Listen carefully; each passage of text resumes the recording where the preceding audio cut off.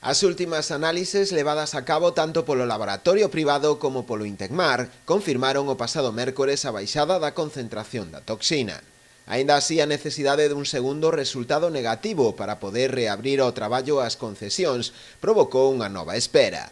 As probas realizadas a última hora da tarde de onte confirmaron a boa nova, polo que a reapertura podería ser unha realidade de cara ao vindeiro luns. De confirmarse a volta ao traballo, a confraría pretende facelo con todas as garantías, polo que teñen previsto realizar novas analíticas durante a fin de semana, co fin de confirmar de que o marisco a extraer o luns reúne as condicións óptimas para a súa comercialización. De ser así, os produtores noieses estarían apenas unha semana parados por mor da toxina, un período relativamente pequeno en comparación co acontecido na campaña anterior, na que o peche se prolongou durante case un mes.